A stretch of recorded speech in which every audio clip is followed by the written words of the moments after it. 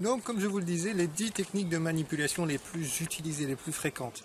Je vais commencer par vous les énumérer rapidement et on entrera dans les détails juste après. Les 10 techniques les plus fréquentes, c'est donc la diversion, la stratégie de la diversion. On a ensuite créé des problèmes, puis offrir des solutions. On a la stratégie du dégradé, je vous expliquerai tout à l'heure, la stratégie du différé. On a le fait simplement de s'adresser au public comme si c'était des enfants en bas âge. On peut faire appel à l'émotionnel plutôt qu'à la réflexion. On peut maintenir le public dans l'ignorance et la bêtise. On peut encourager le public à se complaire dans la médiocrité. Et remplacer la révolte par la culpabilité. Le petit dixième que j'allais oublier, connaître les individus mieux qu'ils ne se connaissent eux-mêmes. La première, la plus connue de toutes, la stratégie de la diversion, vous avez pu le voir très fréquemment dans nos actualités. Elle est utilisée énormément par nos médias, ils en raffolent, la stratégie de la diversion. Pendant que vous allez vous renseigner sur un tel qui a fait un pain de 3 mètres de long ou un autre tel qui a fait brûler une cathédrale, et ben vous n'allez pas vous occuper de la loi qui est en train de passer au niveau de l'Assemblée, et donc vous n'allez peut-être pas vous y intéresser du tout, et voire même l'ignorer complètement. Ce qui fait que cette loi elle est passée, et vous êtes censé la connaître et l'accepter. Ça, c'est une des premières stratégies, une des plus utilisées dans nos médias français. Pas que en France, je vous rassure, mais elle est très très efficace, elle marche très bien. Nous avons une deuxième technique qui est très très utilisée également, c'est celle de créer des problèmes puis offrir des solutions. Pourquoi est-ce que c'est utilisé régulièrement? Parce que en fait, quand on crée un problème, les gens s'indignent, les gens se révoltent et se disent que c'est pas acceptable. D'un seul coup, cette personne qui vient créer le problème, elle va vous apporter une solution. Elle va devenir de ce fait quelqu'un de confiance, quelqu'un en qui vous pouvez avoir confiance puisqu'elle a résolu votre problème. Mais en plus de ça, quelqu'un à qui vous êtes redevable. Donc, à partir de là, vous êtes devenu un petit peu dépendant, un petit peu au service de cette personne. Sans même avoir fait quoi que ce soit, ils ont créé à la fois le problème et la solution.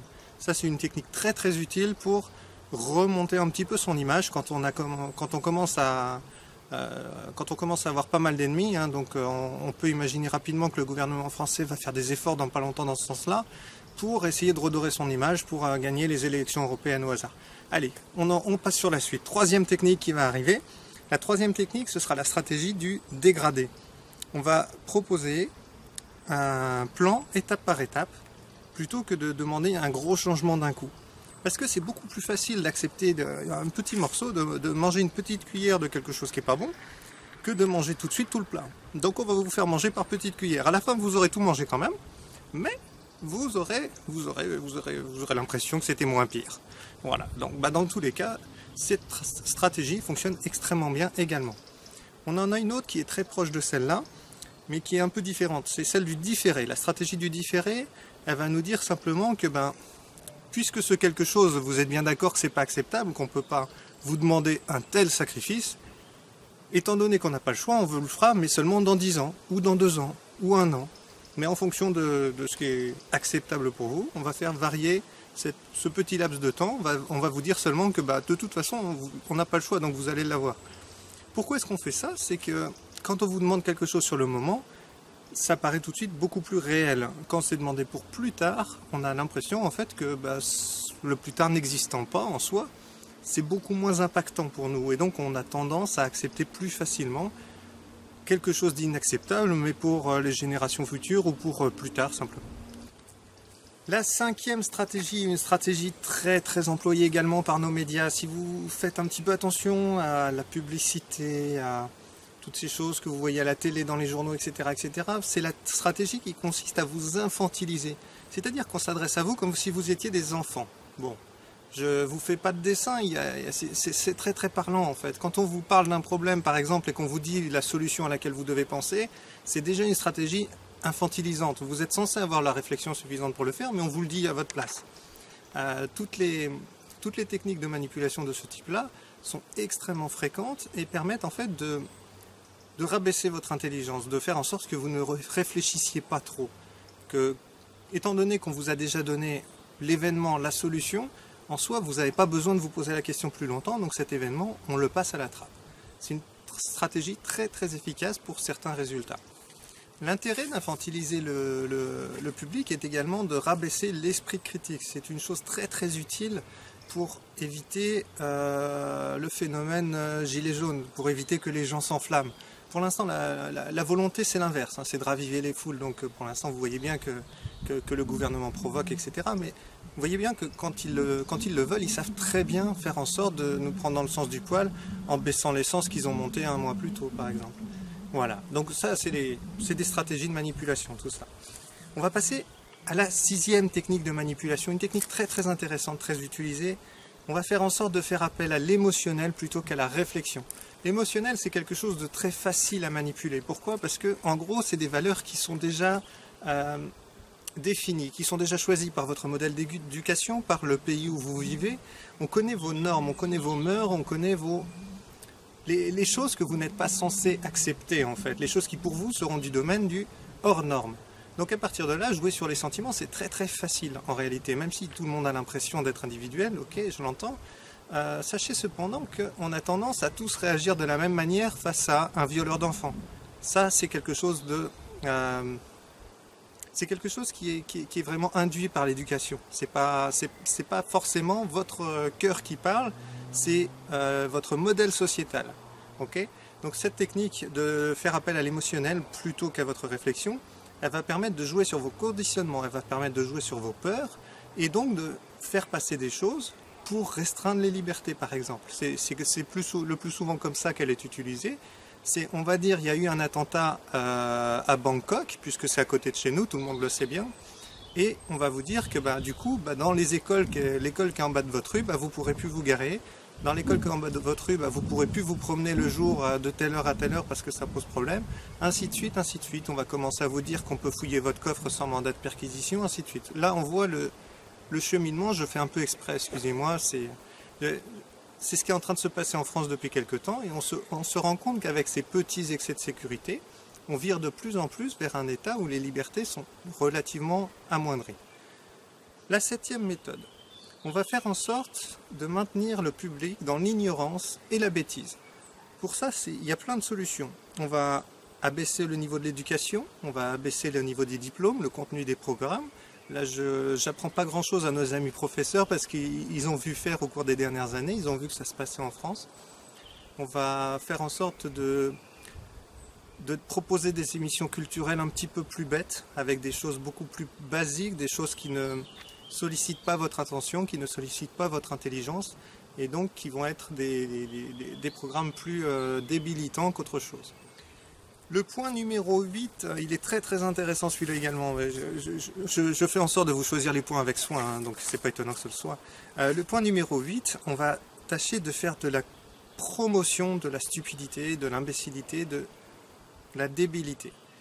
Comment est-ce qu'on va faire? Je vais vous proposer par exemple une émission pour regarder un tel qui se trémousse dans la baignoire avec un tel, et ça va faire une superbe émission à succès qui va rapporter beaucoup d'argent et qui surtout, parce que au-delà de l'objectif commercial, l'objectif au fond est beaucoup plus important, c'est l'objectif de vous remettre dans des pensées complètement inutiles et de vous faire vous impliquer dans une histoire qui n'a ni queue ni tête, qui est, comme le point précédent le soulignait, complètement infantile, débilitante, mais surtout vous n'êtes pas occupé à regarder ce qui se passe au niveau des lois, au niveau du gouvernement, au niveau des organes de contrôle, et donc des choses passent sans même que vous vous en rendiez compte.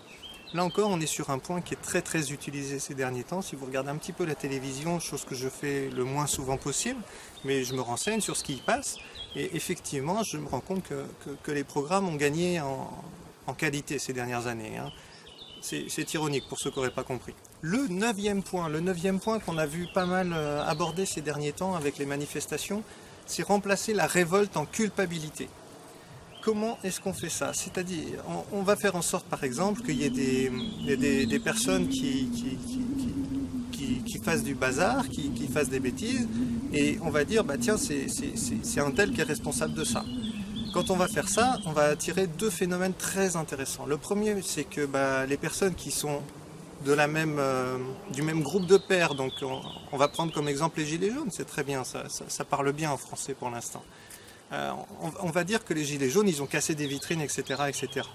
c'est des gilets jaunes, c'est pas des gilets jaunes, on n'en sait rien en réalité. Ce qui est important, c'est qu'on va casser l'image de quelque chose. Donc les personnes qui sont par exemple gilets jaunes et qui vont voir des choses cassées, ils vont se dire mais je m'identifie plus à ce groupe, donc ils vont rester chez eux. Donc là on a réussi à obtenir un premier point de manipulation. Quelqu'un qui était là pour une raison noble va décider de se retirer parce que l'image gilet jaune par exemple peut être associée à des casses, à des pertes d'argent, etc., etc., à des actes répréhensibles, tout ce qu'on peut imaginer. Ensuite, cette utilisation qu'on a fait, on pourra également l'utiliser pour empêcher ceux qui ne le sont pas de le devenir. Parce que, il y a beau dire, certaines des valeurs portées par certains mouvements sont très normaux, sont très louables, même juste humains. Le fait d'avoir de quoi vivre décemment quand on travaille, je pense que c'est quelque chose que tout le monde est en droit d'espérer, surtout dans une démocratie. En réalité, les personnes qui du coup voient ça, qui n'ont pas rejoint le mouvement, voyant cela, ils vont se dire mais c'est pas possible que j'aille dans un mouvement où il y a des casseurs, où il y a des gens qui sont violents, etc. Donc ils vont pas s'identifier à ça, ils vont s'éloigner de ce mouvement-là également. Donc là, on voit un phénomène de manipulation très très très efficace. Vous voyez par exemple, juste pour information, parce que c'est un sujet qui m'intéresse un petit peu, j'ai beaucoup vu de choses sur les gilets jaunes.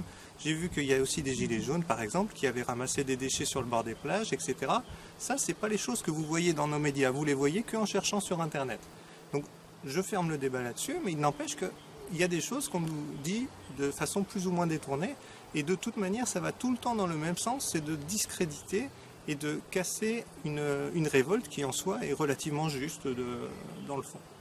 Et le point le plus drôle, le plus important, c'est que maintenant que vous avez regardé cette vidéo, eh ben, vous n'allez plus en être victime de ce dernier point. Le dernier point, il consiste à connaître les gens mieux qu'ils se connaissent eux-mêmes. Désormais, maintenant que vous savez comment ça marche, eh ben, vous allez pouvoir y être attentif, vous allez pouvoir regarder les informations, les médias, écouter la radio, etc.